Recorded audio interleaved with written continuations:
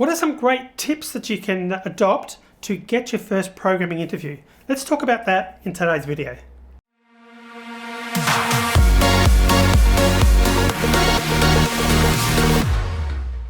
Welcome back, my name is Tim Buchalka and this is the programming tip of the day. And today's video is all about, we're giving you some tips on how to get your first programming interview.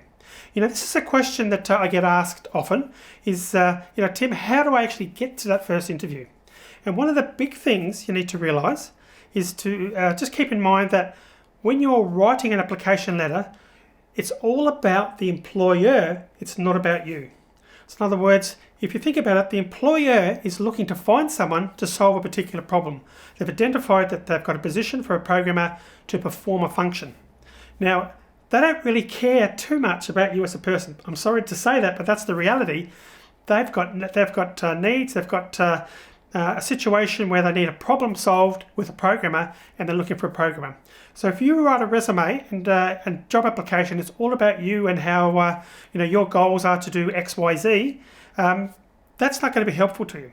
What you want to do is make sure you align yourself to what the employer is wanting to do, A, but B, what the employer needs. And a lot of that information you can glean from the job requirements. So a lot of places where you go for a job, they've got some sort of job requirements process or a letter or a document outlining the type of programmer, the responsibilities and so forth.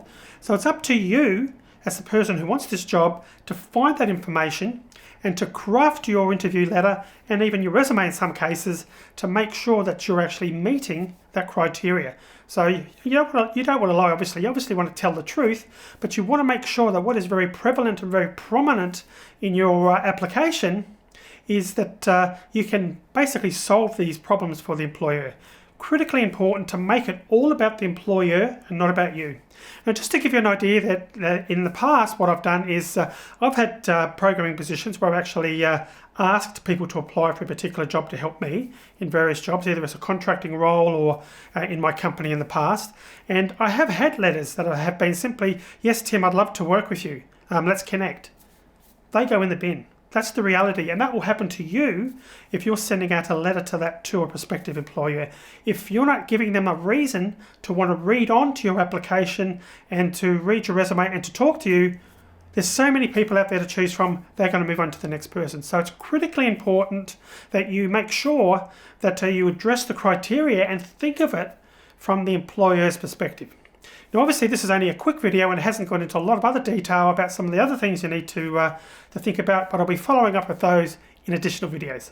Alrighty, so I hope that helped. If you've got any questions, feel free to leave a comment and I'll get back to you. If you're ready to look at the next tip, click on up here and you can check that out. If you're interested in coding specific programming videos, click on the link in the bottom left-hand corner. Consider subscribing by clicking on the link up here and I'll see you soon.